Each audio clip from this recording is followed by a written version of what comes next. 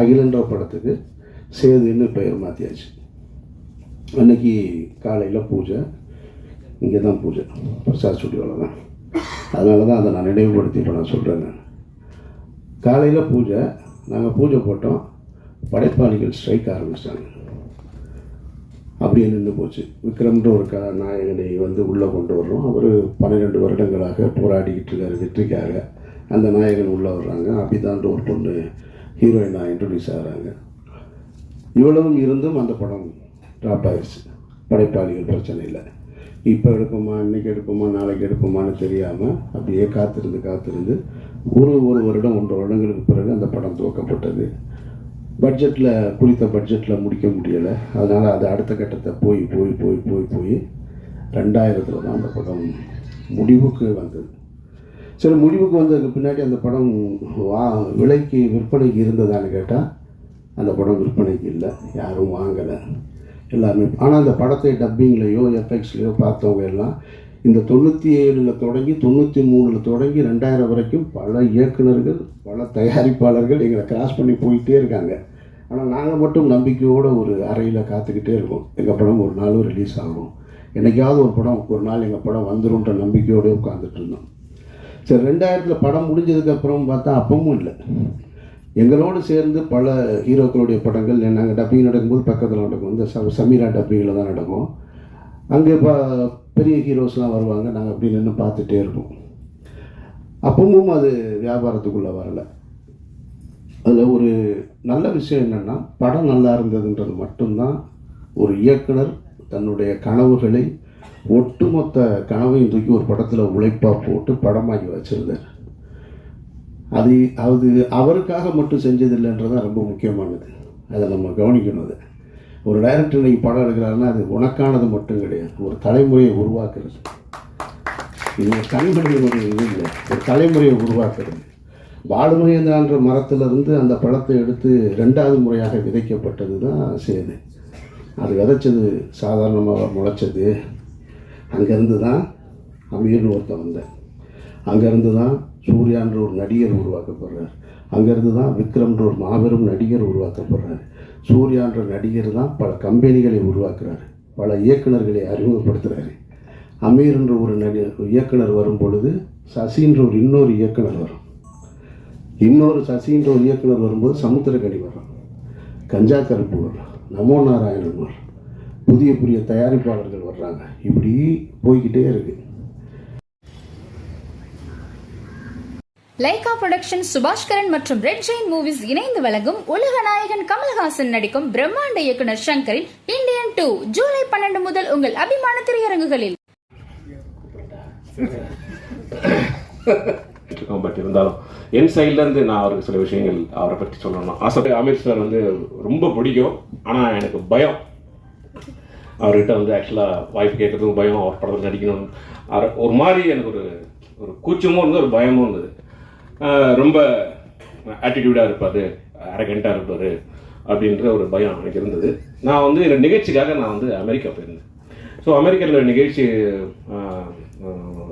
Houston அங்கே போய்விட்டு பெரிய நிகழ்ச்சியில் ஃபுல்லாக பண்ணிகிட்டு இருக்கும்போது அப்போது ஒருத்தர் என்கிட்ட அவர் அறிமுகப்படுத்திட்டு என்கிட்ட பேசினார். சரி, என் பேர் கணேஷ், நான் தான் இப்போ ப்ரொடியூசர் அப்படின்னா. என்ன படம் சார் பண்ணி அசால்ட்டாக வந்து இப்படி கேட்டேன். நான் தான் ஒரு படம் ப்ரொடியூசர் சார் அப்படின்னும்போது அப்படியே பேச்ச ஆரம்பிக்கும்போது அப்போது அவர் சொன்னார், அமீரை பற்றி அவங்கள்ட்ட சொல்லணும் அப்படி சொல்லி ஏதோ பேச்சில் அப்படியே வந்தது. அவர் சொல்ல அப்படியே நான் உருகி போயிட்டேன். இப்படி ஒரு மனிதர் இவ்வளவு விஷயங்கள்ல ஆளுமையோடு இப்படி இருக்க முடியுமா அப்படின்ட்டு. அதுலேருந்து அவருக்கு மேலே ஒரு தனி அன்பு, ஒரு பெரிய ஒரு மரியாதை எல்லாமே எனக்கு அவரை பற்றி பல சிக்கல்கள் பல விஷயங்கள் கேட்கும்போது முதல்ல கண்ணிலிருந்து கண்ணீர் தான் வந்தது. முதல்ல அது ஏன்னு தெரியல, நான் அவ்வளோவா அவர்கிட்ட பழகினது கிடையாது. பட் அந்த அளவுக்கான ஒரு அன்பை நம்ம மனிதன் பழகாமையே கிரியேட் பண்ண ஒரு மிக சிறந்த ஒரு மனிதர் அவர். திரை இயக்கத்தில் மட்டுமல்ல, தமிழில் மட்டுமல்ல, ஒரு மனித நேயத்திலும் ஒரு மிகச்சிறந்த ஒரு மனிதர். உங்கள் அனைவரின் அன்பான பாராட்டுகளோடு ஆசீர்வாதத்தோடு அன்பிற்கினிய சகோதரர் ஆமீர் அவர்கள் வாழ்த்துக்கள்.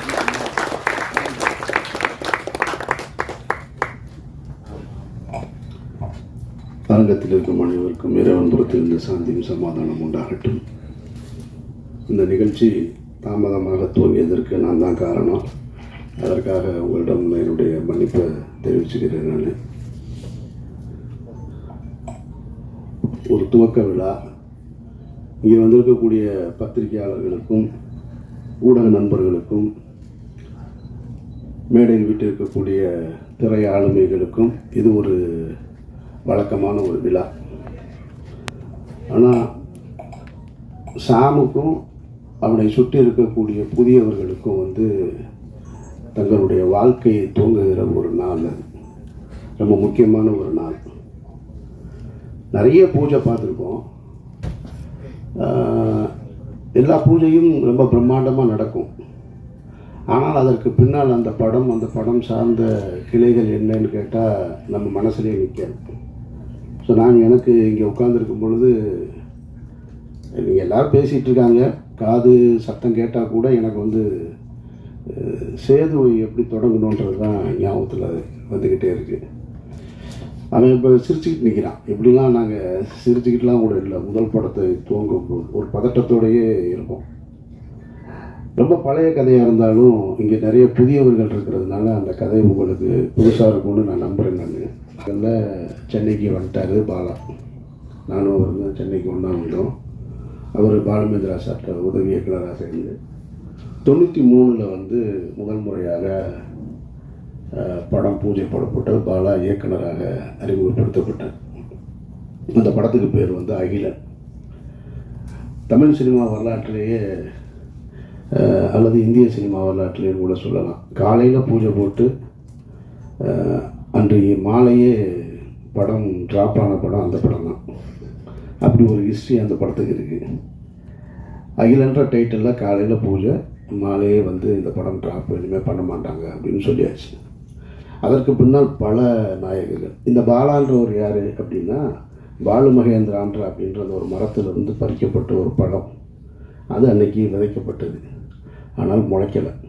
அது முளைக்காமல் அப்படியே நின்று போயிடுச்சு. கிட்டத்தட்ட பட்டு போயிடுச்சுன்னு கூட சொல்லலாம்.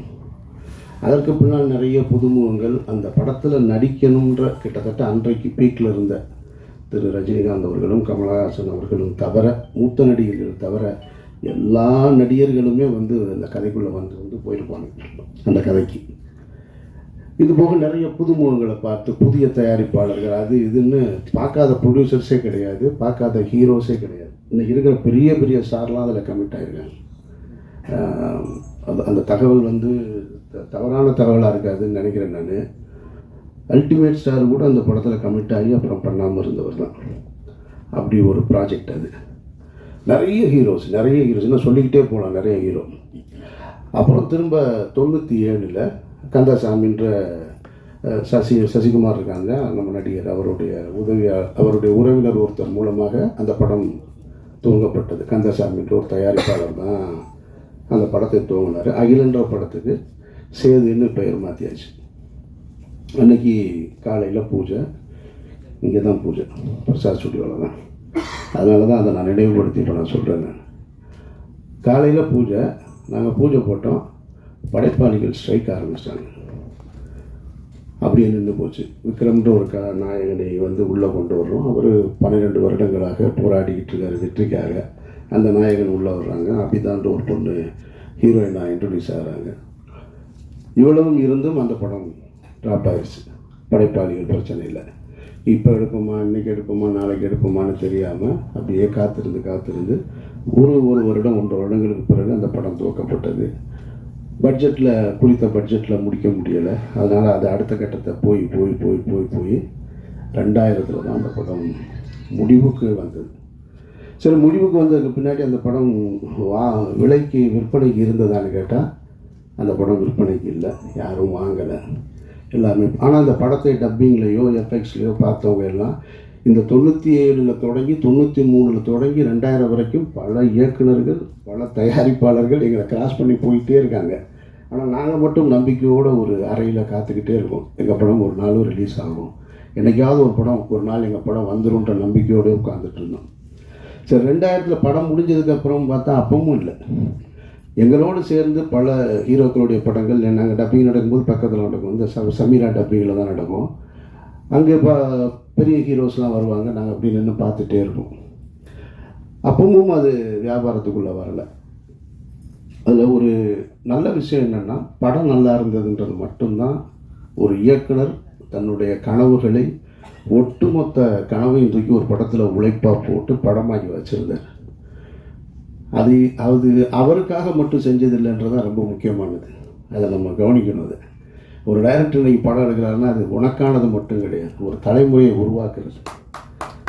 இது ஒரு தனிமனிதனுடைய இது இல்லை, ஒரு தலைமுறையை உருவாக்குறது. பாலுமகேந்திரான்ற மரத்திலிருந்து அந்த பழத்தை எடுத்து 2வது முறையாக விதைக்கப்பட்டது தான் சேது. அது விதைச்சது சாதாரணமாக முளைச்சது. அங்கேருந்து தான் அமீர்னு ஒருத்தன் வந்தேன். அங்கேருந்து தான் சூர்யான்ற ஒரு நடிகர் உருவாக்கப்படுறார். அங்கேருந்து தான் விக்ரம்ன்ற ஒரு மாபெரும் நடிகர் உருவாக்கப்படுறார். சூர்யான்ற நடிகர் தான் பல கம்பெனிகளை உருவாக்குறாரு, பல இயக்குநர்களை அறிமுகப்படுத்துகிறாரு. அமீர்ன்ற ஒரு இயக்குனர் வரும் பொழுது சசின்ற ஒரு இன்னொரு இயக்குனர் வரும். இன்னொரு சசின்ற ஒரு இயக்குனர் வரும்போது சமுத்திரக்கனி வரும், கஞ்சா கருப்பு வரும், நமோ நாராயணன் வரும், புதிய புதிய தயாரிப்பாளர்கள் வர்றாங்க. இப்படி போய்கிட்டே இருக்குது. அப்போது அந்த காலகட்டத்தில் 2000 படத்தை எடுத்து முடிக்கும் பொழுது எங்களுக்கு இருந்த நம்பிக்கை படம் நல்லா இருக்குது, அவ்வளோதான். வேறு எதுவுமே தெரியாது. படம் விற்பனை ஆகலை.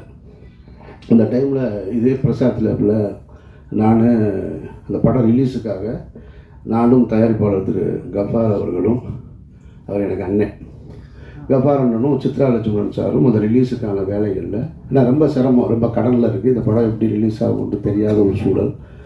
அப்போ நின்றுட்டு இருக்கும்போது பக்கத்தில் கமல் சார் ஹேராம் படம் ஒர்க்கு போயிட்டுருக்கு அவருக்கு. நான் சின்ன வயசுலேருந்து கமலஹாசன் அவருடைய மாபெரும் ரசிகன். நான் அவரையெல்லாம் பார்த்துட மாட்டோமா, அவர் கூட நின்ற மாட்டோமா, அவருடைய விரல் நுனியை தொட்டுற மாட்டோமா அப்படின்னு ஏங்கிக்கிட்டு இருந்த ஒரு நபர். அவர் அப்படி நிற்கிறாரு, இவ்வளோ பெரிய தாடி வச்சுட்டு. சித்ரா சாரை பார்த்த உடனே கமல் சார் கூப்பிட்டு பேசினார். என்ன சித்ரா எங்கே இருக்கீங்கன்னாரு. இல்லை இந்த மாதிரி சேதுன்னு ஒரு படம் அப்படின்னோடனே கமல் சார் சொன்ன வார்த்தை, அம்மா கேள்விப்பட்டேன் அப்படின்னார். அதுதான் எங்களுடைய முதல் வெற்றி. படம் ரிலீஸ் ஆகுது. ஒரு புதிய படைப்பு யாருக்கு போய் சேர்ந்துருக்கு, ஒரு உலக நாயகன்கிட்ட போய் சேர்ந்துருக்கு. ஆமாம் கேள்விப்பட்டேன், நல்லா இருக்குன்னு சொல்கிறாங்க அப்படின்னாரு. நான் பக்கத்தில் இருந்து இப்படி பார்த்துக்கிட்டே இருக்கேன். கமல் சார் வாயவே பார்க்குறேன். அவர் என்ன சொல்கிறார், இது யார் அப்படின்னாரு. லவாஸ்டன். ஓ அப்படின்ட்டு அவர் ஹேராம் பற்றி பேச ஆரம்பித்தார். திரும்ப எல்லாம் ஹேராம்லாம் பேசிட்டு திரும்ப ரிலீஸ் ஆயிருமா அப்படின்னாரு. இல்லை அதுக்கு தான் வந்திருக்கோம் அப்படின்றோம். ஓகே வாழ்த்து அப்படின்ட்டு போயிட்டேன். ஸோ அந்த படம் அப்புறம் இதே பிரசாத் ஸ்டுடியோவில் தான், லேபில் தான், இதே லேபில் தான் விடிய விடிய நான் பாலா எல்லாம் நின்றுட்டு இருந்தோம். அன்றைய இரவு அந்த பாலாவுடைய நடவடிக்கைகள்லாம் நீங்கள் பார்த்தீங்கன்னு வச்சுக்கல, எங்களெல்லாம் கவனிக்கப்படாத ஒரு ஆள் நான், பாலா, சசி. இன்றைக்கு வாசலில் வந்து இறங்கும்போதே அங்கேயே கேமரா வந்துடுது. அங்கேருந்து அப்படியே ரிவர்ஸ்லேயே வர்றாங்க ரிப்போர்ட்டர்ஸ்லாம். பாவமாக இருக்குது, எங்கேயாவது தடிக்கி விழுந்துருவாங்களோன்னு. இந்த லேபுக்குள்ளே விடிய விடிய 3 பேர் சுற்றிக்கிட்டே இருக்கோம். அதில் நான் கைலியோடு சுற்றிக்கிட்டே இருக்கேன். ஒரு 6 பிரிண்ட்டு தான், வெறும் 6 பிரிண்ட்டை எடுத்துகிட்டு இங்கேருந்து ஒரு கனவுகளை சுமந்து கொண்டு மதுரை, திருச்சி இப்படி நான் கொடுத்துட்டு திண்டுக்கல்னு கொடுத்துட்டு போனேன். நான் அப்படி ரிலீஸ் ஆன படம் தான். படம் நல்லா இருந்ததுனால தான் இவ்வளவு பெரிய அந்த விதை பெரிய ஆலமரமாகி பல கிளைகளை உருவாக்கியிருக்கு. அதனால் நீங்கள் புதிய படம் வாய்ப்பை வந்து ஒருத்தர் கொடுத்தார். இப்போ எனக்கு வாய்ப்பு கொடுத்தவர் வந்து கணேசன் இப்போ சொன்னார் இல்லையா, அவர் தான் என்னை தேர்ந்தெடுத்தார். இங்கே மனிதர்கள் எல்லோருமே வெற்றி அடைந்தவர் எல்லோருமே சொல்லுவாங்க, நான் தன்னால் வளர்ந்தவன் அப்படின்னு சொல்லுவாங்க. உலகத்தில் ஒருத்தன் அப்படி இல்லவே இல்லை. தன்னால் ஒருத்தன் வளரவே முடியாது. ஒரு கை பிடிச்சி தூக்கலைன்னு சொன்னால் ஒருத்தர் வளரவே முடியாது. அப்படி வளர்ந்ததா யாராவது சொன்னா அப்படின்னு சொன்னால் அது ஒரு பொய். அது வேணால் சினிமாவில் ஒரு கைதட்டுறதுக்கு வசனமாக இருக்கலாமே தவிர வாழ்க்கையில் அப்படி கிடையாது. நம்ம பிறப்பே தாய் தந்தையோட உதவியால் தான் இருக்கும்போது அப்புறம் நம்ம வெற்றி அடைவது மட்டும் தன்னால் எப்படி நடக்கும்? அப்படி நடக்கவே நடக்க. உங்களை பற்றி பேசுவதற்கு இன்னொருத்தர் வேணும். நீங்கள் போய் ஒன்று கேட்டிங்கன்னா செய்கிறதுக்கு இன்னொரு கை இல்லாமல் உங்களுக்கு வாழ்க்கையே கிடையாது. அப்படி ஒரு கை தான் இப்போ அவர் மகேஷ் அவர்கள் வந்திருக்கிறாங்க. அப்படி தான் எனக்கு ஒரு கணேஷ் வந்தார். இவனுக்கு யூகேலேருந்து வந்திருக்காரு, எனக்கு யூஎஸ்லேருந்து வந்தார். இன்றைக்கி வெற்றி அடைஞ்சதுக்கப்புறம் சொந்தக்காரங்க வருவாங்க, நண்பர்கள் வருவாங்க, பெரிய பெரிய பணக்காரர்கள்லாம் வருவாங்க. ஆனால் தொடக்க காலகட்டத்தில் துவக்கத்தில் இவன் டைரக்டர் ஆவான், நான் அமீரா மட்டும்தான் இருந்தேன். என்னை இயக்குனர்ன்ற முதல் அந்த வார்த்தையை பயன்படுத்துனது என்னுடைய கணேசா தான். அவர் இல்லைன்னு சொன்னால், அவர் முதலீடு செய்யலைன்னா நான் இல்லைங்க, நான் அதுக்கப்புறம் சொந்த படம் எடுத்திருக்க முடியாது. ஸோ அப்போ அந்த உதவியை மகேஷ் அவர்கள் செய்திருக்கிறார்கள். சாம் செய்ய வேண்டியது அந்த படத்தை நல்ல படமாக எடுத்துக்கணும். அவர் இன்னைக்கு விதைக்கப்பட்டுருச்சு, இனி நீ இதை முளைச்சி எடுத்துகிட்டு வர வேண்டிய முழு உழைப்பும் உன்னிடத்தில் இருக்குது. இங்கே நிகழ்ச்சி சிறப்பாக நடத்தி கொண்டிருந்த படவா கோபி, ஜீவா போன்றவர்கள்லாம் எனக்கு ரொம்ப பரிச்சயமானவர்கள், ஆனால் பழக்கம் இல்லை. ஆனால் பரிச்சயத்திலே ஒருத்தருக்கு ஒருத்தர் அன்பை பகிர்ந்து கொள்ளக்கூடிய அந்த ஒரு உறவு தான் அண்ணன்னு பார்த்தவொடனே கட்டி பிடிக்கிறது மாதிரியானது. எனக்கு அவர் இந்த நிகழ்ச்சியை ரொம்ப சிறப்பாக நடத்தினார். ஆனால் ஒரு வருத்தம் என்ன, 2 வருத்தம் இருக்குது. ஒன்று இவங்கிட்ட, இன்னொன்று அவர்கிட்ட. இங்கே அறிமுகப்படுத்தும் பொழுது ஒவ்வொருத்தராக எந்திரிச்சு நீங்கள் கை தூக்குங்க, கை தட்டுங்க. இந்த அறிமுகம் தேவையில்லை. நீங்கள் உழைங்க, நீங்கள் கடுமையான உழைப்பை போடுங்க, உங்களோட திறமையை கொண்டு வாங்க. உங்கள் பேர் சொன்னோடனே அவங்க கை தட்டுவாங்க, அவங்க கை தட்டுவாங்க. நம்ம போய் ஒருத்தரை காமிச்சு உங்களுக்கு கைதட்டி, எனக்கு பிடிக்காத செயல் மேடையில் ஒருத்தரை அழைக்கும் போது நீங்கள் கைதட்டுங்கன்னு சொல்கிறது அது தேவையே இல்லை. நீங்கள் உழைங்க, உங்களுடைய திறமை கைதட்டல் வந்துக்கிட்டே இருக்கும். ஆட்டோகிராஃப்னு ஒரு திரைப்படத்தை எடுத்துகிட்டு சேரன்ற ஒரு இயக்குனர் லயலா காலேஜில் ஒரு ஃபங்க்ஷன், தண்ணீர் தேசம்னு ஒரு படத்துக்கான துவக்க விழா, பப்ளிக் ஃபண்டில் வந்து அந்த படத்தை எடுக்கிறதுக்காக ஒரு ஓப்பன் கிரவுண்டில் ஒரு ஸ்டேஜ் போட்டிருந்தாங்க. ஆட்டோகிராஃப் ரிலீஸ் ஆகிருக்கு. நாங்கள் எல்லாம் உட்காந்துருக்கோம். சேரன்ற இயக்குனர் கார்லேருந்து இறங்கி உள்ளே வர்றாரு. கிட்டத்தட்ட ஒரு 2000 பேர் அமர்ந்திருந்த ஒரு அரங்கம், அது ஓப்பன் ஸ்டேடியம்.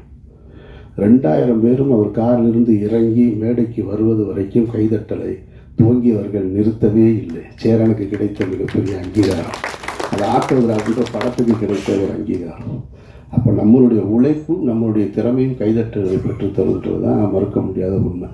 2வது, எனக்கு இவனை வந்து என்கிட்ட இருந்து சசிகிட்ட சமுத்திரக்கனிகிட்ட போயிட்டான்னு சொல்கிறத விட கனி வந்து எடுத்துக்கிடுவான். அதில் வந்து பெரிய கில்லாடி அவனுக்கு தெரியும் யார் யாரை தூக்கிட்டு போகணுன்னு. சசியை தூக்கிட்டு போனான், இவனை தூக்கிட்டு போனான், இந்த நடராஜன் என்னுடைய காஸ்டியூம் அவனை தூக்கிட்டு போயிட்டான், எல்லாரையும் எடுத்துகிட்டு ஓடிடுவான். ஆனால் அது கடைசி நேரத்தில் தான் சொல்லுவான், முன்னாடியும் சொன்னால் நம்ம எதுவும் சொல்லிடுவோன்றதுக்காக. அப்படி ஒரு சரியானவனை எடுத்துக்கிட்டான். எனக்கு என்ன ஒரே ஒரு வருத்தம்னா, டைட்டில் மட்டும்தான் வருத்தம். ஒருவேளை இது பெரிய ஹிட் ஆனாலும் ஆகலாம். ஆனாலும் யோலோ அப்படிங்கும்போது ஒரு முதல் படத்தை இயக்குனரை எப்படி அழைக்கணுன்றது இருக்குல்ல, இவனை எப்படி கூப்பிடுறதுன்னு தெரில. யோலோ சாமும் கூப்பிடணும் போல இருக்கு. அதனால் அதுக்குள்ளே இருக்கிற ஆழமான அர்த்தம் இருந்திருந்தாலும் வேறு பேர் பரிசீலனை இருந்திருக்கலாம், சொல்ல முடியாது. ஒருவேளை ஆட்டோகிராஃப் வைக்கும்போதும் இந்த மாதிரி தான் இருந்தது. ஆட்டோகிராஃப் ஏன் வச்சாங்கன்னு சொல்லி. ஆனால் அதுவே பெரிய ஹிட் ஆயிடுச்சு. மற்றபடி இந்த நாள் மற்ற எல்லோருக்கும் ஒரு சம்பிரதாயமான நாளாக இருக்கும். இந்த விழாவும் ஒரு சம்பிரதாயமான விழாவாக இருக்கும். ஆனால் இதில் உழைக்க இன்றைக்கு அந்த விதைக்கப்பட்டவர்களுக்கு ஆத்மார்த்தமாக வந்து நிற்கிற எல்லோருக்குமே வந்து என்னுடைய நன்றியை நான் தெரிவிச்சுக்கிறேன். ஏன்னா இதுலேருந்து எவ்வளோ பேர் வரப்போகிறாங்கன்னு தெரியும். பாலுமகேந்திரா சார் வந்து உங்களுக்கு தெரியும், பாலுமகேந்திராட்டிலேருந்து நிறைய கனிகள் எடுத்து விதைக்கப்பட்டது. ஒரு பக்கம் வெற்றிமாறன் டீமு, ஒரு பக்கம் ராம் போன்றவர்கள். பாலாட்டிருந்து வந்தவங்க தான் நாங்கள் எல்லாருமே. ஆனால் ஒரு கட்டத்தில் நின்றுச்சு. இப்போ எனக்கு பின்னால் சசி, சமுத்திரக்கனி, அப்புறம் துரைவாணன் ஒரு இயக்குனர் எனக்கிட்ட இருந்து வந்தான். ஆக்சுவலாக அவன் உடல்நிலை சரியில்லாமல் ஒரு படம் இயக்குனா நான் இறந்துட்டான் அவன். ஸோ ஒரு சின்ன கேப் விழுந்துருச்சு. அந்த கேப்பை திரும்ப அந்த தோட்டத்தை தூங்குவதற்கு வந்து சாம் வந்திருக்கான். இவன் எடுத்துகிட்டு போகணும். இன்னும் எனக்கு ஒரு ஆசை இருக்குது. சரி, என்கிட்டருந்து வர்ற அசிஸ்டன்ஸ் யாராவது அடுத்த கட்டத்தை நோக்கி போகணும் அப்படின்ற ஒரு ஆசை இருந்துக்கிட்டே இருக்குது. அதை செய்வான்ற நம்பிக்கையோடு இருக்கேன் நான். பாலா வந்து பருத்தி வீரன் முடிச்சுட்டு, நான் மௌனம் பேசியதை முடிச்சு, ராம் முடிச்சு, பருத்தி வீரன் முடிச்சதுக்கப்புறம் என்னை கூப்பிட்டு ஆஃபீஸில் உட்காந்து பேசும்போது ஒரு வீ பெயிண்டர் எடுத்து கையில் கொடுத்தாரு. இந்த வீ பெயிண்டரை கொடுத்து, இது என்னன்னு தெரியுமாடா அப்படின்னு. தரல சொல்லு அப்படின்னு. இது வந்து பாலுமகேந்திரா சாருக்கு அவருடைய குருநாதர் கொடுத்தார். அவர் பாலுமகேந்திரா சாருக்கு கொடுத்தார். பாலு மகேந்திராட்ட இருந்து பல பேர் எவ்வளவோ பேர் வந்து போயிருக்காங்க. ஆனால் அவர் எனக்கு கொடுத்தாரு. நான் உனக்கு கொடுக்கல. எப்போ கொடுக்கல? மௌனம் பேசியது கொடுக்கல, ராமுக்கும் கொடுக்கல. பருத்தி வீரன் முடிச்சதுக்கப்புறம் உன் கையில் கொடுத்தேன்னு என் கையில் கொடுக்குறேன். இப்போ அதை நான் வாங்கி வச்சுட்டு யாருக்கிட்டையாவது கொடுக்கணுன்னு இருந்தேன். சசி வந்துட்டான். சசி வந்து சுப்பிரமணியபுரம்ன்ற ஒரு மாபெரும் படத்தை, ஒரு காவியத்தை கொடுத்துட்டு போயிட்டான். ஆனால் சரி கொடுக்கலாம் அப்படின்னு நினைக்கும் போது நமக்கும் ஒன்று இருக்கும்ல, நம்ம 3 படம் பிடிச்சதுக்கப்புறம் தானே கொடுத்தாங்க, இவனுக்கே முதல் படத்துல கொடுக்கணும் அப்படின்னு ஒரு எண்ணம் தான். கொடுத்துருக்கணும் உண்மையிலே அவன் கையில். ஆனால் அது ஒரு வகையில் கூட நல்லதாக போச்சு கொடுக்காமல் இருந்தது. ஏன்னா அது அது யார்கிட்ட போகணும்னு அது முடிவெடுத்துக்கிறது அப்படின்னு நான் நினைக்கிறேன். நான் ஏன்னா அவன் அடுத்து டைரக்ட் பண்ணல, அடுத்தடுத்து முழு நேர நடிகராக மாறிட்டான். நம்ம கொடுத்துருந்தேன்னு வச்சுங்க, அங்கேயே தேங்கி இருந்திருக்கோம். அப்போ அது இன்னும் என்கிட்ட தான் இருக்குது. அதை பெறுவதற்கான சந்தர்ப்பம் சாம்கிட்ட இருக்குது. இறைவன் அருள் கொண்டா அதை நீ பெற்றுக்கொள்ளலாம். மற்றபடி இந்த ஒட்டுமொத்த குழுவிற்கும் என்னுடைய நெஞ்சார்ந்த வாழ்த்துக்கள். ரமணா, சிவா, மற்றபடி புதிய கலைஞர்கள் எல்லோருக்கும் என்னுடைய நெஞ்சார்ந்த வாழ்த்துக்கள். இறைவன் அருளால் இந்த படம் மிகப்பெரிய படமாக வரணும் அப்படின்னு நான் வாழ்த்து. நன்றி.